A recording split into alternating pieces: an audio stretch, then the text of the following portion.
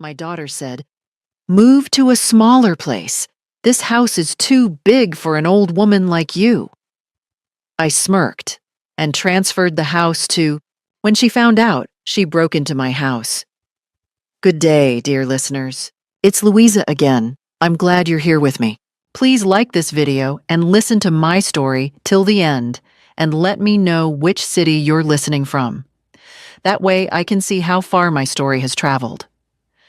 I had lived in my 3-bedroom colonial house for 37 years. Every corner held a memory.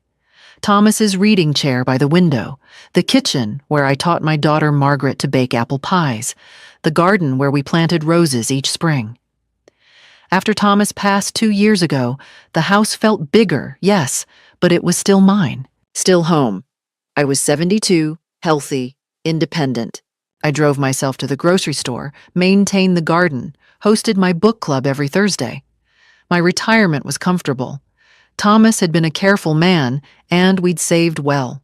The house was paid off. I wanted for nothing. Margaret called every Sunday. "How are you, Mom?" she'd ask, her voice tight with something I couldn't quite name. Impatience, maybe, or calculation. "I'm wonderful, dear. I replanted the hydrangeas yesterday." A pause. "At your age? Mom, that's dangerous. What if you fell?" "I'm 72, not 92. I'm perfectly capable." Still. Another pause. "It's a lot of house for one person." The first seed, planted so carefully I almost didn't notice it. The calls became more frequent. Margaret would mention retirement communities, "Just thinking ahead, Mom," or suggest I downsize. Wouldn't a nice apartment be easier? No yard work, no maintenance?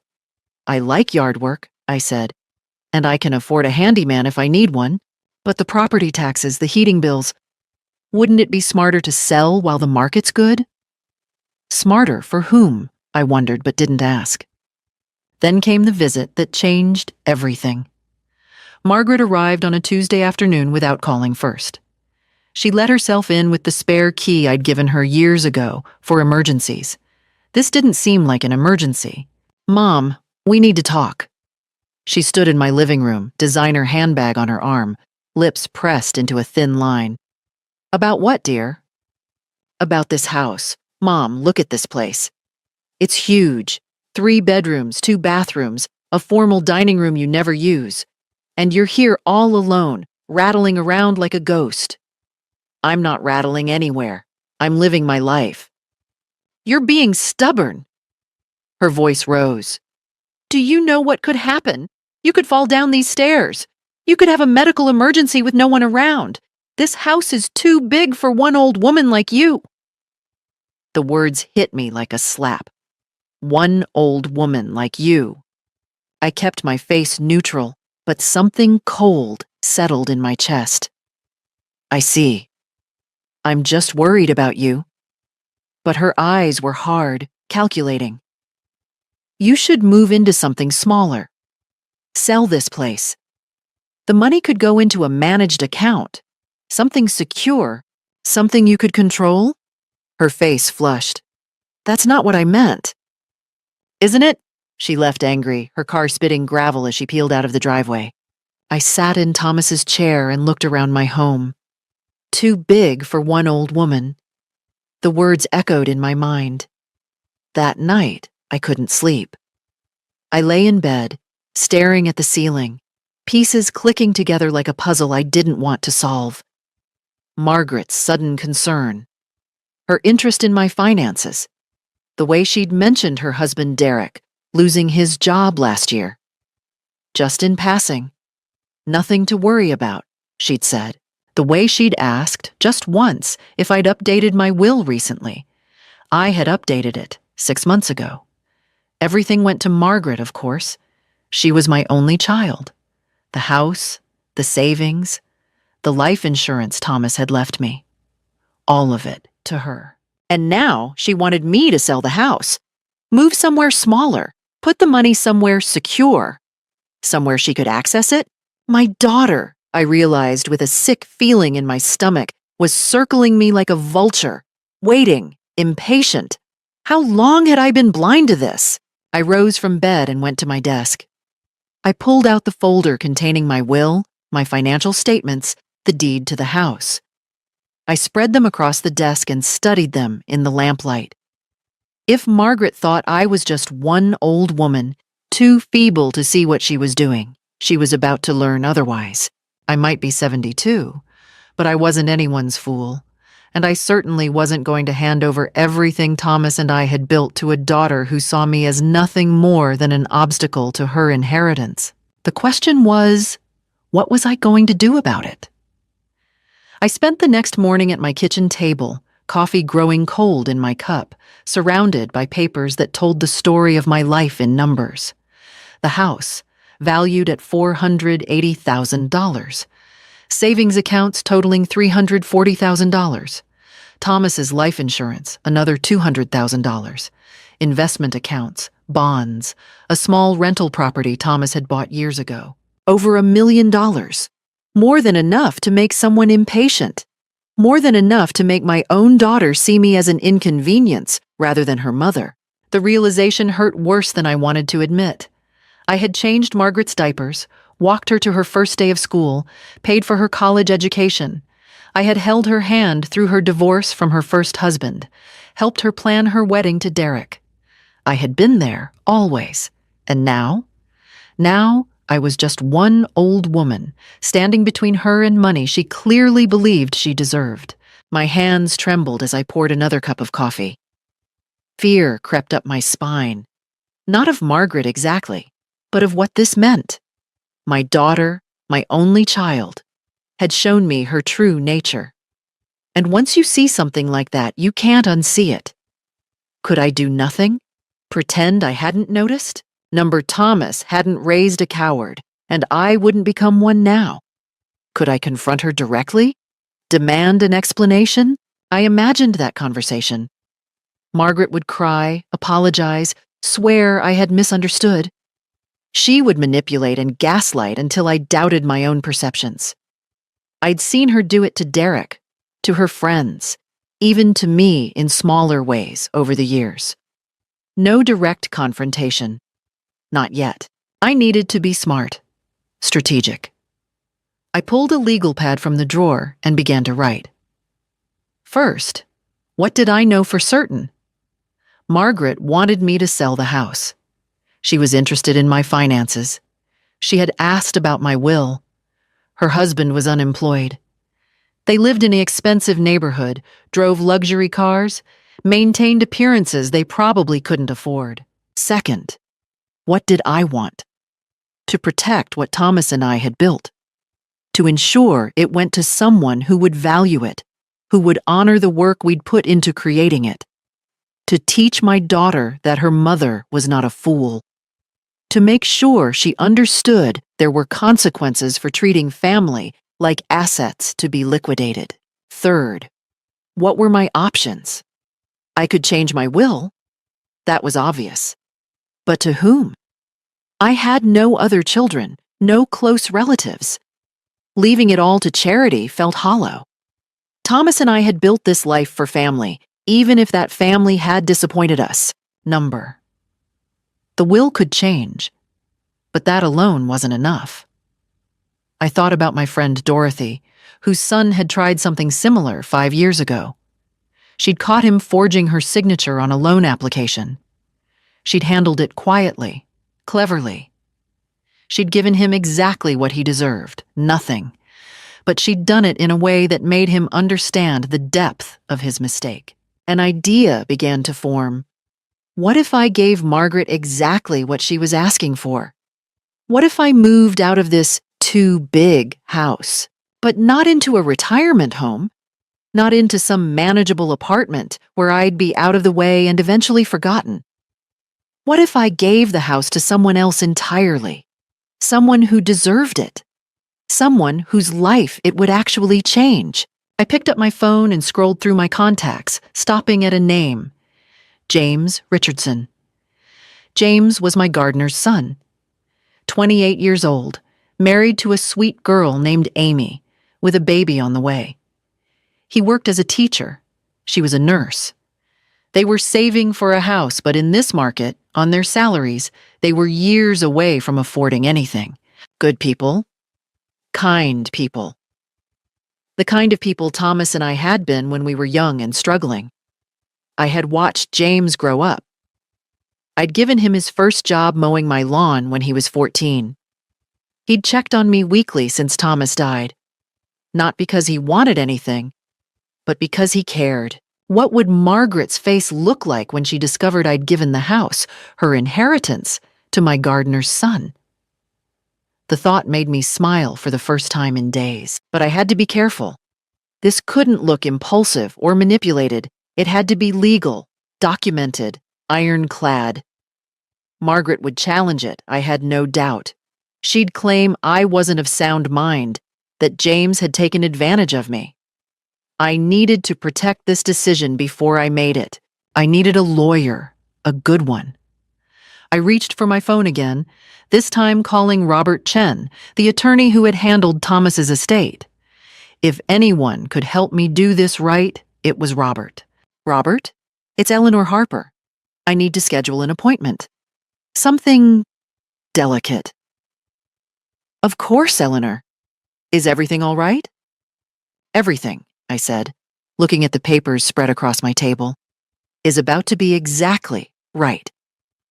Robert Chen's office was downtown, in one of those old brick buildings that had been converted into modern spaces while keeping their historic charm. I appreciated that, the balance between honoring the past and moving forward. It felt appropriate. Eleanor, it's good to see you.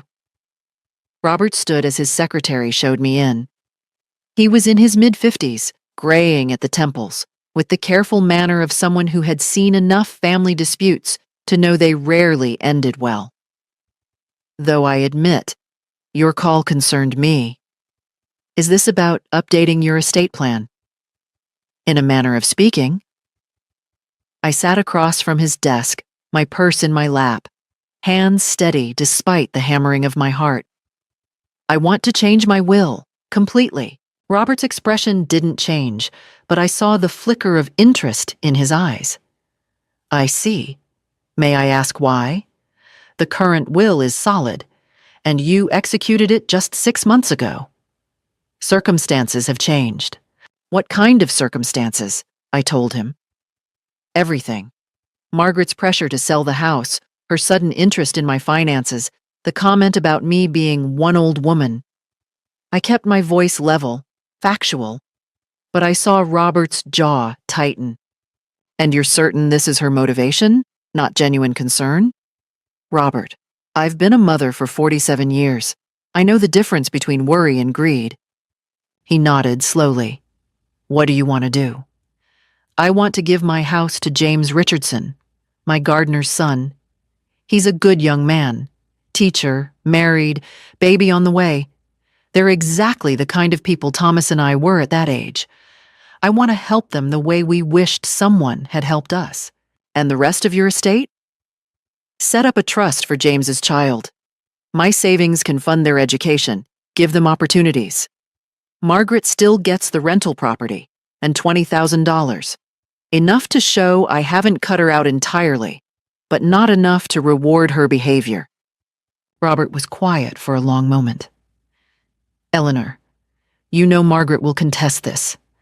She'll claim undue influence that James manipulated you, which is why I need you to make this bulletproof.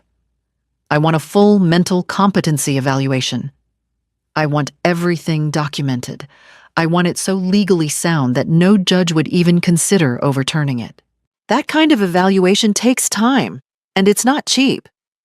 I have time, and I have money.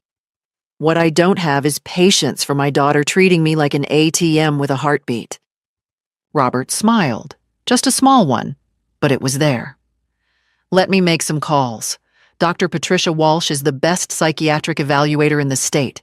If she certifies your competency, no one will question it. Set it up. There's one more thing.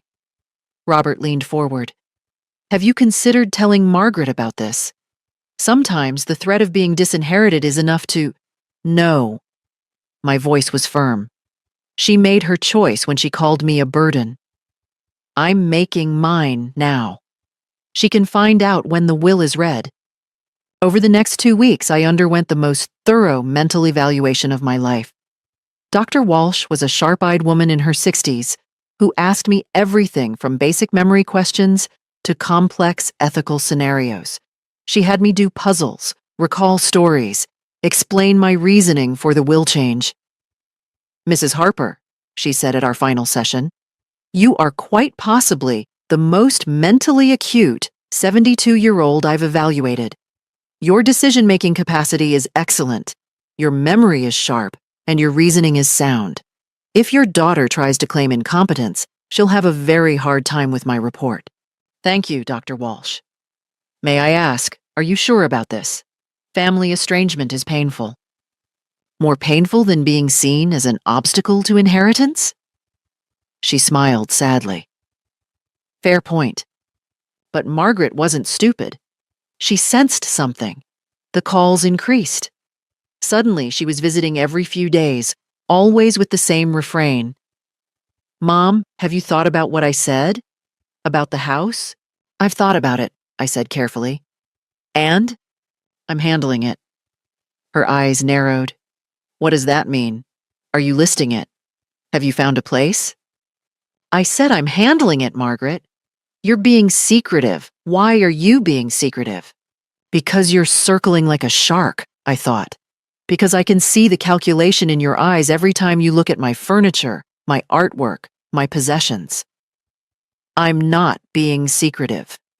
I'm being private. There's a difference." She left angry, again. But this time, I saw something else in her face. Worry. She knew something had shifted. She just didn't know what. 2 days later, Robert called. "Eleanor, the evaluation is complete. Dr. Walsh's report is glowing. We're ready to execute the new will whenever you are. But I have to warn you, Margaret called my office yesterday, asking if you'd been in contact with me." My heart skipped. "What did you tell her?" "Nothing. Attorney-client privilege. But she's suspicious. You might want to move quickly." "How quickly can we do this?" "Tomorrow morning, if you can be here at 9. I'll be there." I hung up and looked around my living room. Tomorrow, this house would legally belong to James Richardson. Margaret would get exactly what she deserved. Almost nothing. And I would sleep soundly for the first time in weeks. I signed the new will at 9:47 a.m. on a Thursday morning. Robert had 2 witnesses, his paralegal and a notary public. They watched as I initialed each page, signed my name on the final document.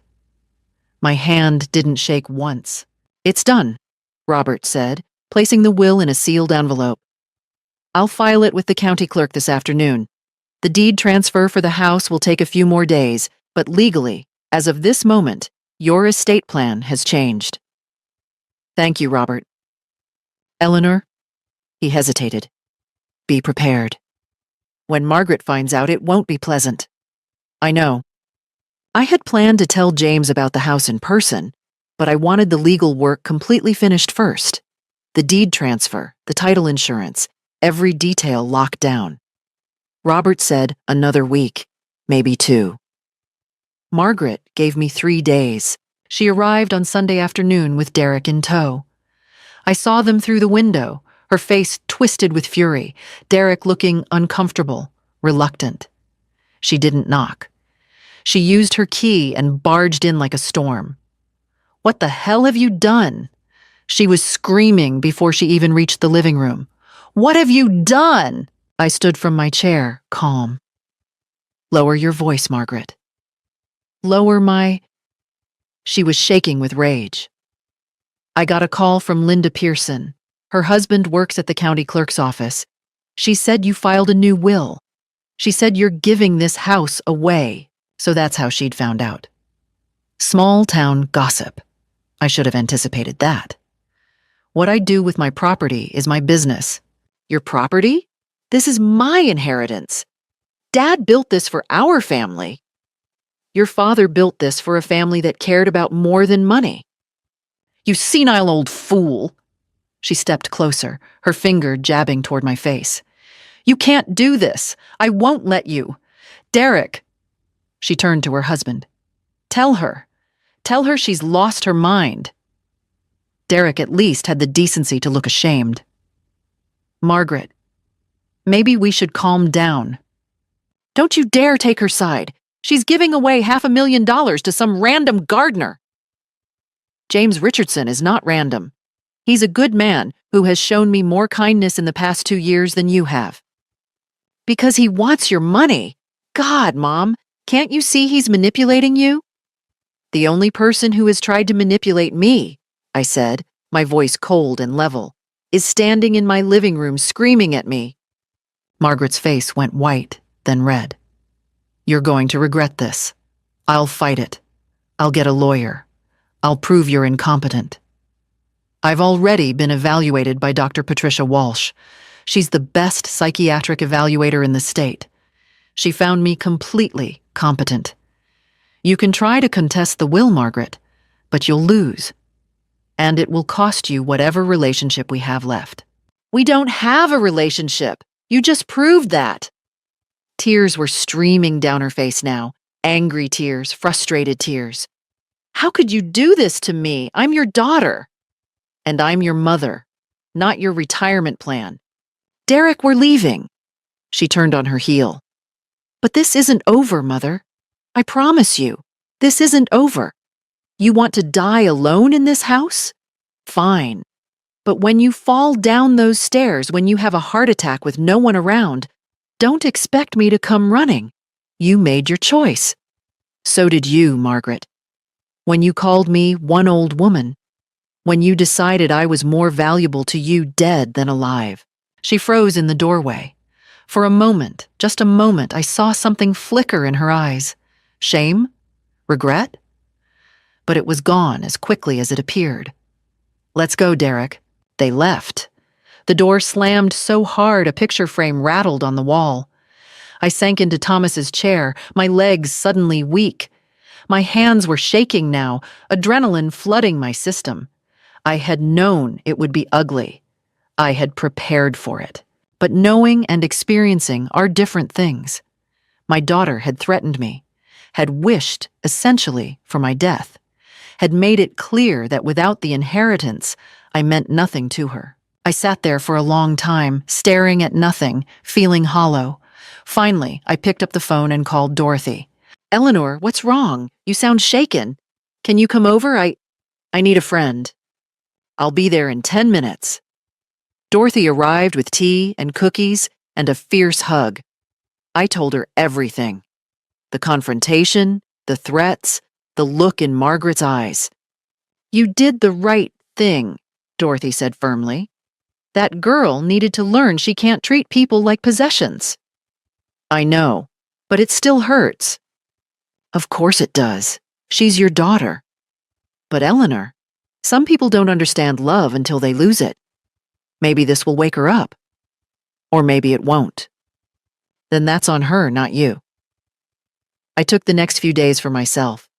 I didn't answer Margaret's calls, and there were many. I didn't read her texts. I tended my garden, had lunch with Dorothy and the book club ladies, went to the movies alone one afternoon. I needed to remember who I was beyond being Margaret's mother. I needed to remember my own worth. By Wednesday, I felt steadier, stronger, and ready for whatever came next. The letter came on Thursday, hand-delivered, slipped through my mail slot, expensive stationery, Margaret's handwriting. Mom, I'm sorry for how I reacted. I was shocked and hurt, and I said things I didn't mean. Can we please talk? Really talk. I miss you. I miss us. Please call me. Love, Margaret. I read it twice, sitting at my kitchen table. The words were right. The tone was right.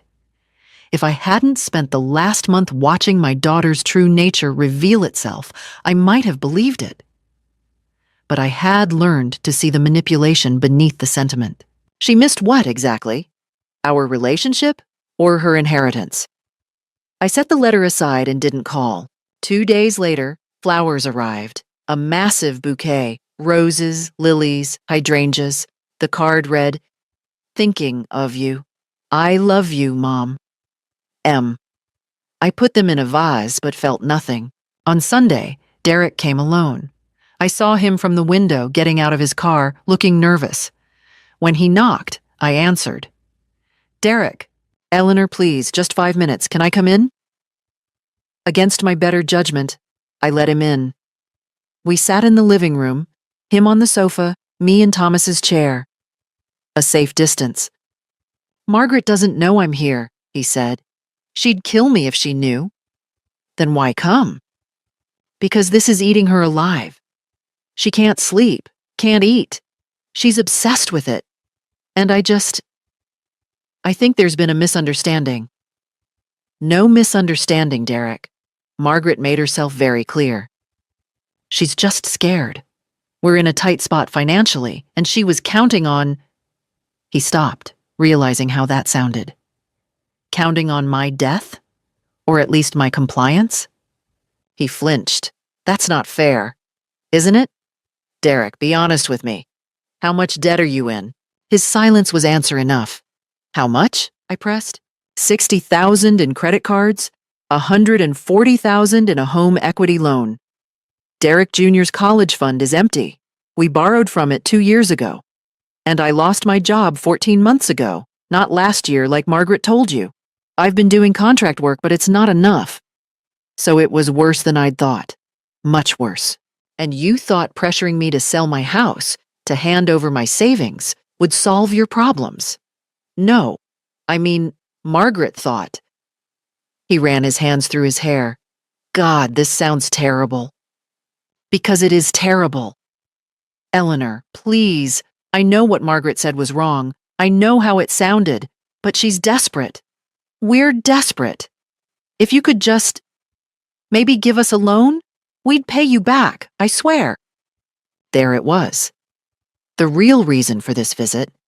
Not reconciliation. Not genuine remorse. Just another attempt to access my money.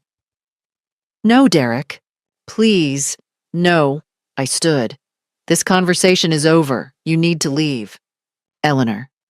If you don't help us, we're going to lose our house. Margaret's going to have a breakdown. Is that what you want? What I want, I said, walking to the door and opening it, is for my daughter and her husband to take responsibility for their own choices. You live beyond your means. You make reckless financial decisions. And now you expect me to bail you out by sacrificing my own security and dignity. We're family. Then act like it. Family doesn't circle like vultures. Family doesn't call their mother a burden. Family doesn't threaten and manipulate. You're making a mistake. A huge mistake. The only mistake I made was not seeing this sooner. Goodbye, Derek. He left, angry and empty-handed. I closed the door and leaned against it, my heart pounding. But beneath the anxiety was something else. Strength. Certainty. I had not wavered. I had not been tempted by guilt or manipulation. I called Dorothy again. "Another visit?" she asked. Derek, this time, came to beg for a loan. Jesus, Eleanor, these people have no shame. Apparently not. How are you holding up? Better than I expected. But Dorothy, I think I need more than just your support. I think I need witnesses. People who can verify I'm of sound mind, that I'm not being coerced, that I'm making these decisions clearly and freely. What are you thinking? A small gathering. You, the book club ladies, maybe Pastor Williams from church. Robert Chen, my lawyer. I want people to see me, to spend time with me, to know beyond doubt that I'm competent and clear-headed. I think that's brilliant. Can you help me organize it? Consider it done. The following Saturday, I hosted a luncheon. 8 people. Friends, my pastor, my lawyer. We ate, we laughed, we discussed books and current events and gardening. Robert casually brought up estate planning, and I explained, calmly and clearly, why I had made my decisions. No one questioned my reasoning. Several people praised it. Your daughter should be ashamed, said Helen from book club. Treating you like that. Some children forget their parents are people with their own lives and rights, Pastor Williams added. You're doing the right thing, Eleanor. By the end of the afternoon, I had what I needed. A room full of witnesses who could testify, if necessary, that I was fully competent, acting of my own free will, and making rational decisions. Margaret and Derek, I knew, were somewhere watching, waiting, planning their next move, but I was ready. Let them come. They came on a Tuesday evening, just after sunset. I was reading in the living room when I heard the key in the lock. Margaret still hadn't returned it, apparently. Mom? Margaret's voice was honey-sweet. Are you home? I set down my book. You can't just let yourself in whenever you want, Margaret. I know, I'm sorry, We brought dinner as a peace offering. She appeared in the doorway, Derek behind her carrying bags from Angelo's, my favorite Italian restaurant. We want to talk, Derek added, calmly, like adults. Every instinct screamed danger, but I was curious to see what approach they'd take this time. Fine, but only because you brought food. We sat at the dining room table, the formal one Margaret had claimed I never used. The irony wasn't lost on me. Derek unpacked containers, chicken parmigiana, Caesar salad, garlic bread. My favorites. They'd done their homework. Mom, I owe you an apology. Margaret's eyes were red-rimmed, as if she'd been crying.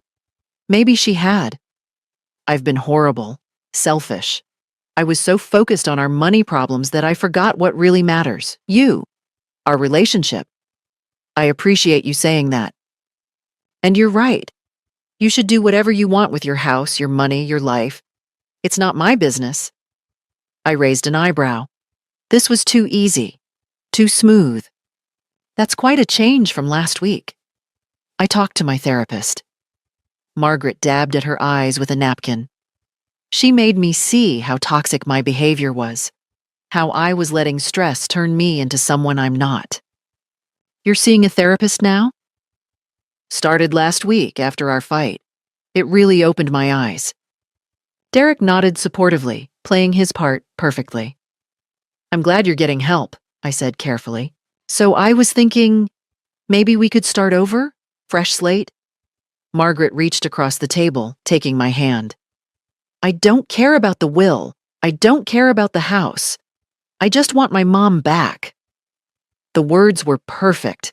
The delivery was flawless. If I hadn't known better, I would have believed her. But I did know better. That's very generous of you, Margaret. So you'll reconsider about the will? There it was. Less than 5 minutes into her apology. No. Her smile froze. What? I said no. The will stays as it is. But I just apologized. I'm in therapy. What more do you want from me? I want you to mean it, but you don't. You're still playing games, Margaret. I'm not. You show up unannounced with my favorite food, tears perfectly timed, story perfectly rehearsed. I don't care about the will, except you asked about it within minutes. Did you really think I'd fall for this? The mask cracked. Her face hardened, tears drying instantly. You know what? I tried. I really tried. She stood abruptly. But you're impossible. You're cruel. You're punishing me for being honest about our financial situation. I'm protecting myself from a daughter who sees me as a wallet. That's not true. God, Mom, why can't you see that Derek and I are drowning?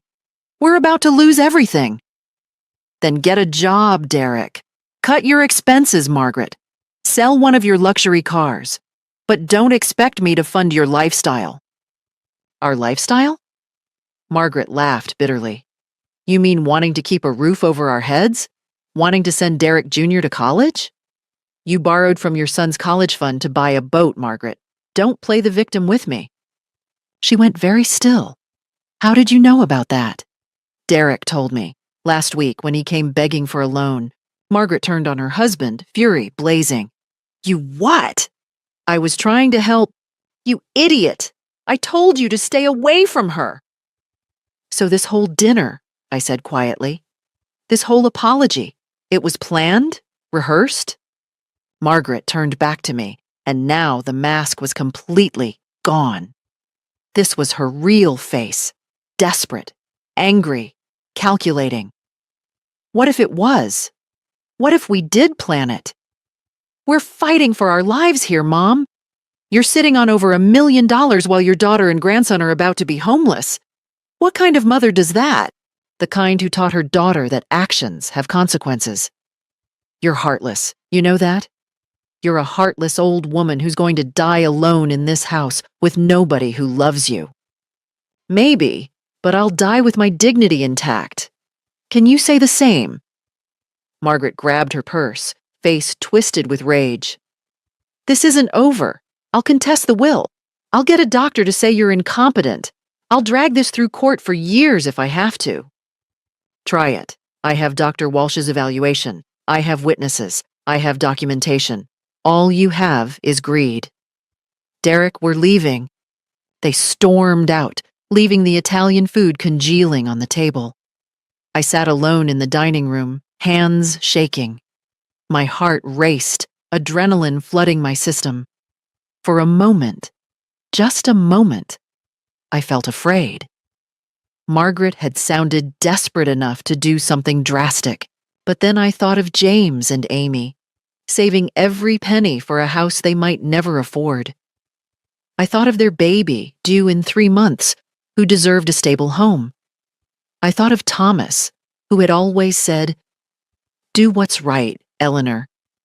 Even when it's hard, the fear didn't disappear, but it transformed. It became resolve. Margaret could threaten all she wanted. I wasn't backing down. The legal letter arrived 3 weeks later. Margaret had hired Arthur Pemberton, the most expensive, most aggressive attorney in the county. The letter outlined their intention to contest the will on grounds of diminished mental capacity and undue influence. I called Robert immediately. "I was expecting this," he said. "Don't worry, Eleanor, we're prepared. When's the hearing?" Judge Morrison set it for next month, November 15th. November 15th. The same date Thomas and I had gotten married 50 years ago. Margaret knew that. She'd chosen it deliberately. Another manipulation, trying to make me feel guilty for ruining our anniversary. It didn't work. I spent the next 4 weeks preparing. Robert coached me. Dr. Walsh reviewed my evaluations, and I gathered character witnesses. The book club ladies, Pastor Williams, Dorothy, even my doctor of 20 years, all ready to testify to my competence. James Richardson, bless him, was horrified when he found out what was happening. "Mrs. Harper, I never wanted to cause problems with your family," he said when I finally told him about the house. "If this is going to tear you and Margaret apart, Margaret did that herself, James. You're just the beneficiary of her greed. But maybe I shouldn't accept. You will accept. You and Amy need this house. Your baby needs a home. That matters more to me than appeasing a daughter who only wants me for my money." The courtroom was exactly as cold and impersonal as I expected. Judge Morrison was a stern woman in her 60s with sharp eyes that missed nothing. Margaret sat at the plaintiff's table with Derek and Arthur Pemberton, all 3 in expensive suits. I sat with Robert, wearing the pearls Thomas had given me on our 25th anniversary. "This court is convened to hear the matter of Harper versus Harper," Judge Morrison began. "Ms. Margaret Patterson is contesting her mother's will on grounds of diminished capacity and undue influence. Mr. Pemberton, you may proceed." Pemberton was smooth, I'd give him that. He painted a picture of a vulnerable elderly woman, recently widowed, isolated, preyed upon by a young man who had wormed his way into her affections through yard work and false kindness. Mrs. Harper is 72 years old, living alone in a house too large for her needs. She is, by her own daughter's account, increasingly forgetful, confused, and susceptible to manipulation. The defendant, James Richardson, saw an opportunity and exploited it. It was all lies, but Pemberton made it sound plausible. Then he called Margaret to the stand. Ms. Patterson, can you describe your mother's mental state over the past year? Margaret dabbed at her eyes, those practiced tears again. She's been declining, forgetting appointments, repeating herself, getting confused about dates. I was worried about her living alone. And when did you learn about the will change? Through a friend. Mom didn't even tell me herself. That's when I knew something was wrong. My mother would never do something like this if she was thinking clearly. Why do you believe Mr. Richardson influenced your mother? He's been at the house constantly, doing projects that weren't necessary. Mom started talking about him like family, saying he cared about her more than I did. It was like he brainwashed her. Robert stood.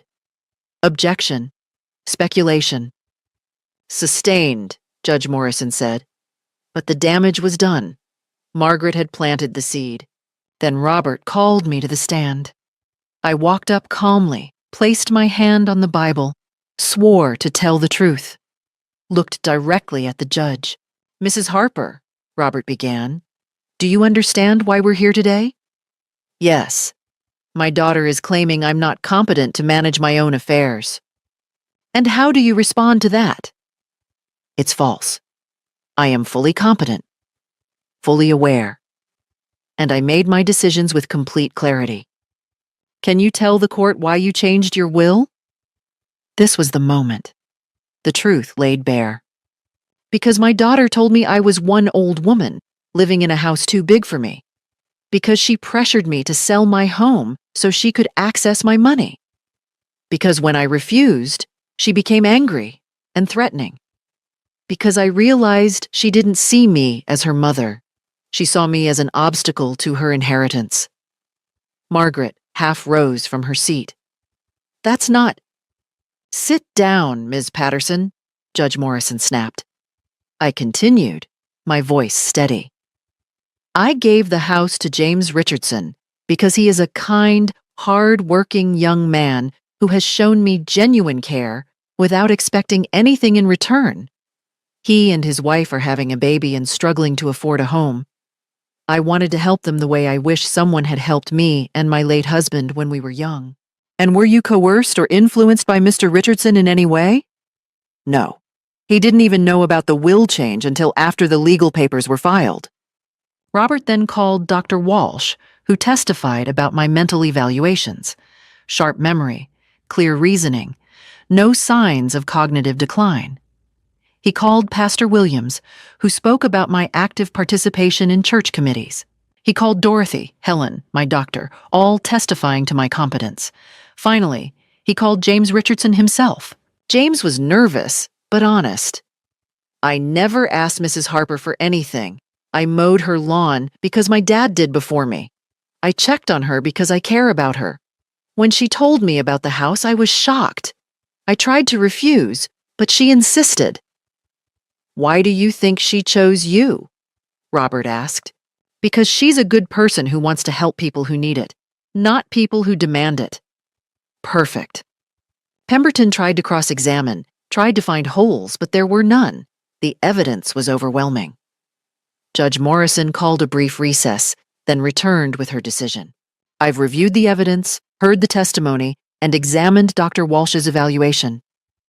Mrs. Harper is clearly of sound mind. Her will is valid. This contest is dismissed. Margaret's face went white. No, Your Honor, please. Ms. Patterson, your mother has every right to distribute her estate as she sees fit. This court will not override her clearly expressed wishes. Case dismissed.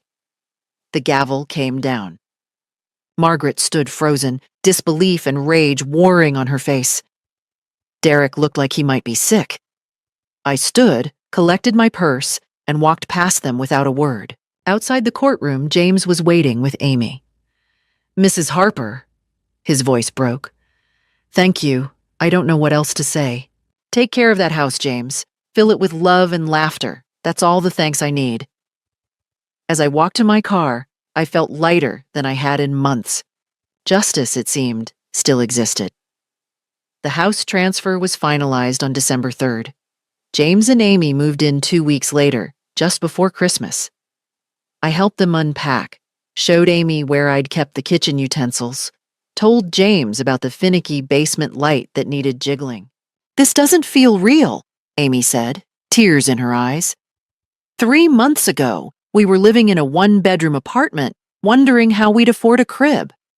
Now we have a house. A real house. "You have a home," I corrected. "There's a difference."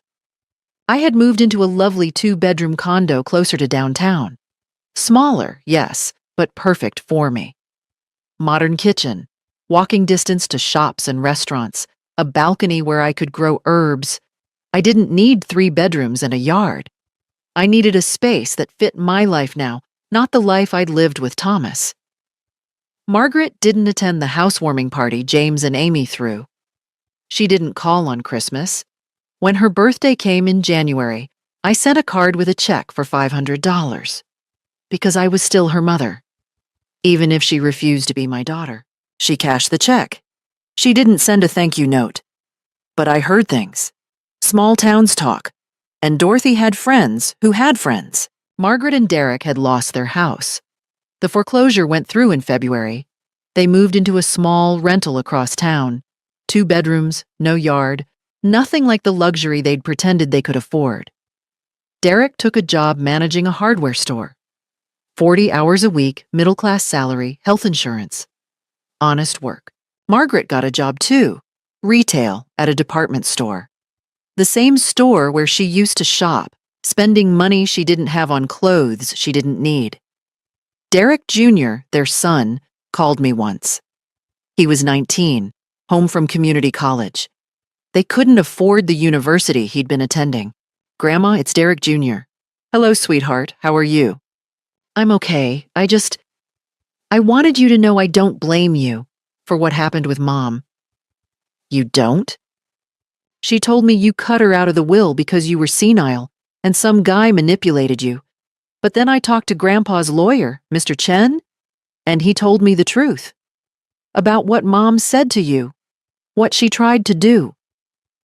My throat tightened. "I'm sorry you got caught in the middle of this."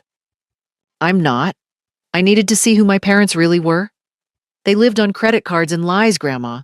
They borrowed from my college fund for a boat they used twice. Did you know that?" "Your father mentioned it."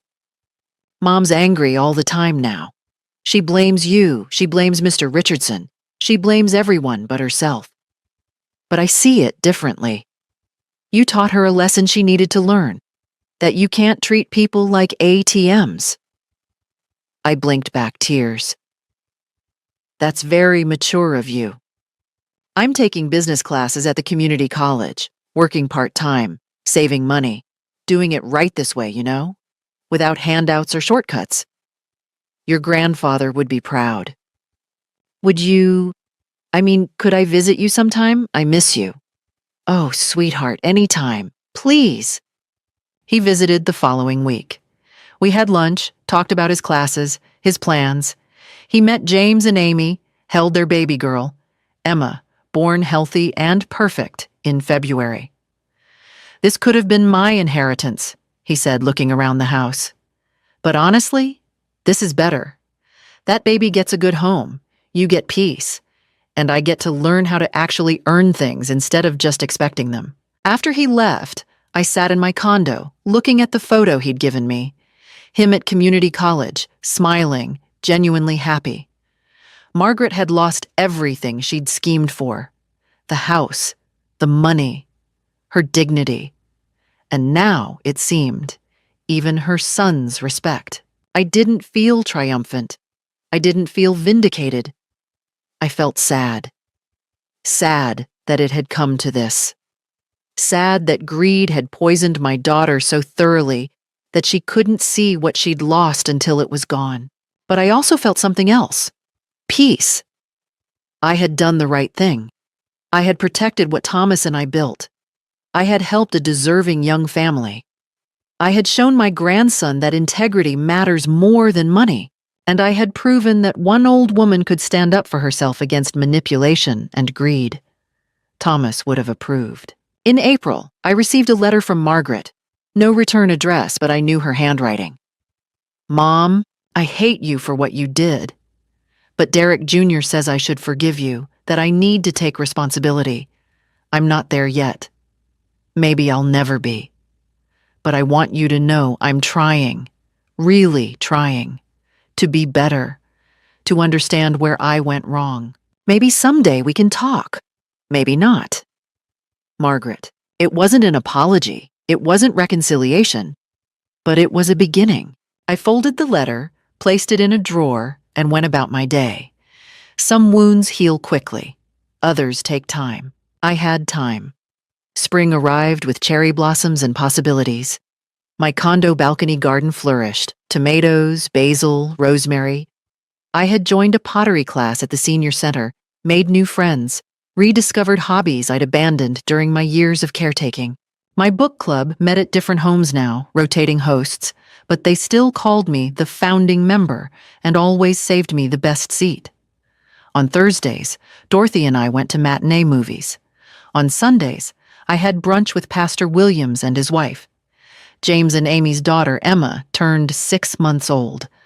They invited me over constantly, Sunday dinners, backyard barbecues, quiet afternoons where I'd rock Emma while Amy napped. I wasn't her grandmother by blood, but I was her grandmother by choice. And that meant more. She loves you more than her own grandparents, Amy laughed one afternoon, watching Emma coo in my arms. Well, I'm here. That's the difference. James had painted the house, soft yellow with white trim, exactly as I'd suggested. The garden bloomed with the roses I'd planted years ago. They'd added a swing set in the backyard, preparing for when Emma could use it.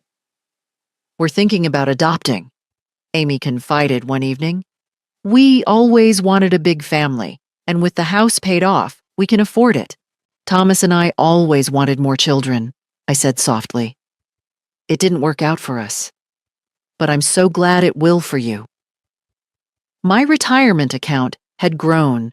Without the expense of the big house, my costs had dropped dramatically. I donated generously to the women's shelter downtown, to the food bank, to literacy programs. Money I would have left to Margaret now helped dozens of people. That felt right. Derek Jr. visited monthly. He'd found a girlfriend, a smart, grounded girl studying engineering. They were both working and going to school, building lives brick by brick without shortcuts. How are your parents? I asked carefully during one visit. He sighed. Mom's still angry. She barely speaks to me because I won't take her side. Dad's doing better. He actually seems happier working at the hardware store than he ever did in corporate. But they're struggling. Financially and emotionally. They're not good at being poor, Mom especially. She sees her old friends at the mall, shopping with money they actually have, and she can't handle it. And you? I'm okay, Grandma. Better than okay. I'm learning what really matters. Through Dorothy's network, I heard the complete picture of Margaret's life now. The rental house was in a rough neighborhood. 2 bedrooms, 1 bathroom, thin walls. Margaret's BMW had been repossessed. She drove a 15-year-old Honda now. The designer clothes had been sold on consignment. The country club membership, the spa treatments, the lavish lifestyle, all gone. Margaret worked 40 hours a week in retail, coming home with sore feet and a bruised ego. Her former friends had dropped her. Apparently, friendships built on shopping trips and status didn't survive poverty. Derek managed the hardware store competently but humbly. He'd stopped drinking, couldn't afford it anymore, and had lost 20 pounds from stress. He looked older, worn, but also somehow more real. They were, I heard, in marriage counseling. Whether it would save their relationship or simply help them separate peacefully remained to be seen. Margaret had sent 2 more letters over the months. Neither contained apologies, but both showed cracks in her armor. Mom, I got promoted to assistant manager. It's not much, but it's something. And later, Derek Jr. brought his girlfriend to meet us. She's nice, practical, Nothing like me. Maybe that's good. I responded to each letter with brief, neutral notes. I wasn't ready to forgive completely, but I wasn't closed to the possibility either. One afternoon in late May, I was having tea on my balcony when my phone rang. Unknown number. Hello? Mrs. Harper? This is Linda Chen from County Hospital. You're listed as an emergency contact for Margaret Patterson. My heart stopped. What happened? She's fine. She collapsed at work from exhaustion, dehydration, low blood sugar, stress. We're keeping her overnight for observation, but she's asking for you. I sat very still, tea cooling in my cup. Margaret had pushed me away, threatened me, tried to destroy me legally.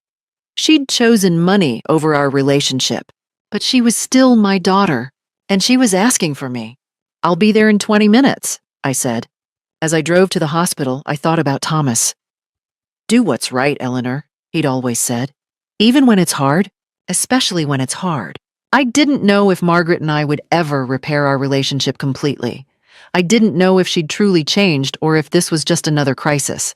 But I knew this. I would show up. Because that's what mothers do. Even when their daughters forget how. I learned 3 truths from this journey. First, love without boundaries becomes enablement. Second, your worth isn't measured by your usefulness to others.